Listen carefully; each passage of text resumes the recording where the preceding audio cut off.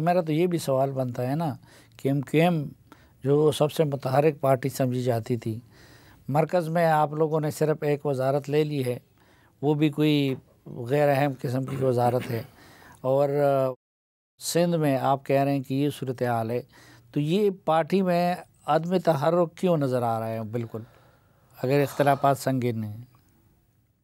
सलीम भाई,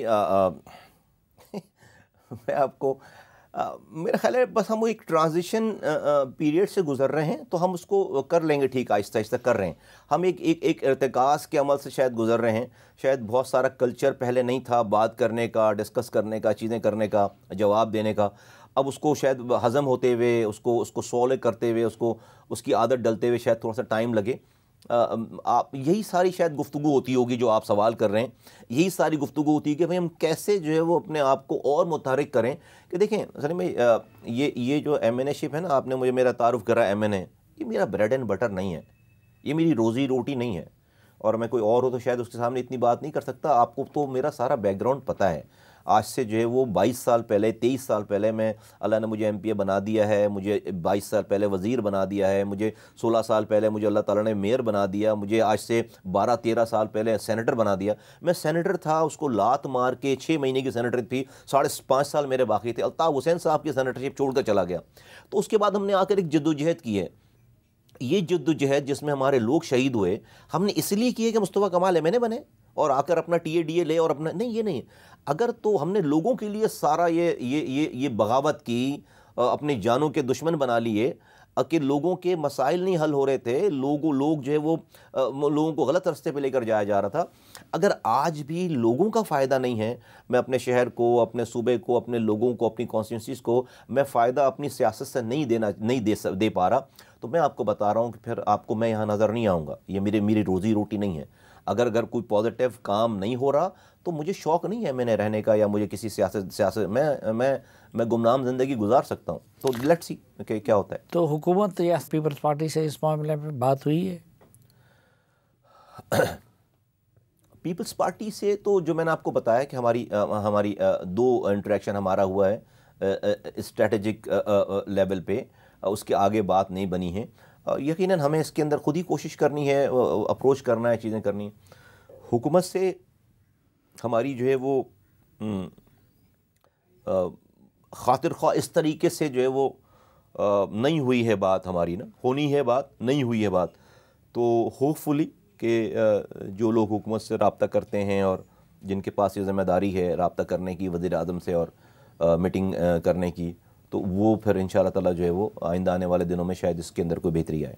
अच्छा, आपका कारकुन क्या महसूस कर रहा है? वो मुतमईन है नहीं, आप लोगों की यूनिफिकेशन से और फिर हुकूमत का हिस्सा होने से? देखिए, कारकुन तो हमारी रीयूनिफिकेशन से तो बहुत मुतमईन था, अभी भी है। और एक दोनों तरफ के, हर तरफ के लोगों को एक जो है साई ऑफ रिलीफ हुई कि हमारा जो मैंडेट जो है वो स्प्लिट था, वो एक जगह हो गया। उसके खैर अलग अलग लोगों के पास तावीलें हैं, लेकिन जो है वो हमने कारकुन इस वाली बात पे डेफिनेटली जब वो फेस करता है लोगों को, वो टीवी देखता है, वो और पार्टीज़ को देखता है, उनकी एक्टिविटीज, लाइक आपने मौलाना फजल रहमान साहब की आपने जो का जिक्र किया, तो ये तो मेरा कारकुन भी देख रहा है ना कि मौलाना फजल रहमान साहब के घर से एक टीम निकल रही है तो दूसरी पहुँच रही है, बल्कि वो दूसरे कमरे में इंतज़ार कर रही है। वो उनके नंबर देखता है, वो हमारे नंबर देखता है। मैं नहीं कहता कि हमें किसी को ब्लैकमेल करना चाहिए, खुदा न खास्ता, हम रिस्पॉन्सिबल लोग हैं। हम जो है वो अपनी हमने अपना नया कल्चर जो है वो रोशनास कराया है, लेकिन हमें कम से कम अपनी बात करने से हमें कोई नहीं रोक रहा था। भाई एक स्ट्रेटेजिक बात थी कि हमें रियासत को मुस्तहकम करने के लिए हमें वोट डालना था, वोट तो हमें डालना था, लेकिन उस वोट डालने के सारे पैकेज में हमें जो है वो अपने लोगों के लिए भी कुछ जो है वो लेना था। इससे हमें कोई रोक नहीं रहा और ना किसी ने रोका। वो फिर हमारा अपना काम है कि हम उसको कैसे लेते हैं, गुफ्तगू से, डायलॉग से, बात करके, कोई डेडलॉक क्रिएट करके नहीं, किसी को अपने पीछे लगा के नहीं, लेकिन एक तरीके से बात करके कुछ चीज़ें जो है वो अचीव हो सकती हैं। कराची में आप लोगों का मुकाबला किससे है, या अगर एमक्यूएम की ये हालत रहती है तो कौन उसको रिप्लेस करेगा? well, देखिए, अगर एमक्यूएम की ये हालत रहती है तो उसको पीटीआई रिप्लेस करेगी, उसको जो है वो पीटीआई रिप्लेस करेगी राइट नाउ। तो देखें, बहुत वाज़े तौर पर कह दूं मैं आपको कि अगर हमारे हारने का फ़ायदा पीपल्स पार्टी को नहीं होगा। पीपल्स पार्टी मैं एक मिसाल देता हूँ क्यों कह रहा हूँ। अभी लोकल गवर्नमेंट के इलेक्शन हुए 2023 में, एमक्यूएम ने बॉयकॉट किया, ठीक है। डॉक्टर आसिम साहब को डिस्ट्रिक्ट सेंट्रल पूरा दे रखा था एडमिनिस्ट्रेटिवली, पीपल्स पार्टी ने पूरी ताकत के साथ। 53 यूनियन काउंसिल्स में सिर्फ 3 यूसीज जीते हैं वो, हमारी गैर मौजूदगी में, सिर्फ 3, ठीक। और अब हम जब हम 2024 में इलेक्शन लड़े हैं तो पीपल्स पार्टी के पास एक भी एमपीए भी नहीं है, वहाँ पर 8 एमपीएज हैं और 4 एमएनएज हैं डिस्ट्रिक्ट सेंट्रल से। मैं एक मिसाल दे रहा हूँ। तो हमने हमारे गैर मौजूदगी में भी इलेक्शन लड़ लिए और हमारी मौजूदगी में इलेक्शन लड़ लिए। कब इलेक्शन लड़ने? 15 साल हुक्मरानी करने के बाद, 15 साल। तो जब 15 साल हुक्मरानी करने के बाद जो आप एक यूनियन काउंसिल नहीं जीत पा रहे, तो मैं ये सब बहुत हम्बली कहना चाहता हूँ कि जो हमारी कॉन्स्टिट्यूंसीज़ हैं उसमें हमारे हारने का फ़ायदा पीपल्स पार्टी को नहीं हो रहा।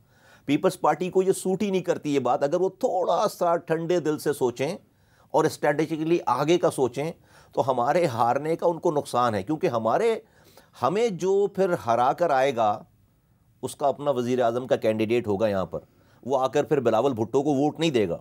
हम तो शायद कल को जो हम जो छोटी अगर पार्टी हैं और इतनी ही रहते अगर हमें, तो हम तो शायद कल को अगर वो बड़ी पार्टी के तौर पर आते हैं तो हम तो शायद कल को उनको वज़ीर आज़म के कैंडिडेट के लिए जो है वोट, बेस सियासत है ना, के लिए शायद कंसीडर हो सकें। लेकिन अगर मुझे जो हरा कर आएगा वो उनको वोट नहीं देगा। और मेरे हारने के बाद पीपल्स पार्टी, एमक्यूएम के हारने के बाद उन जगहों से, लांडी से, औरंगी से, फेडरल बी एरिया से, लियाकताबाद से, न्यू कराची से पीपल्स पार्टी अभी अगले 50 सालों तक नहीं जीत रही।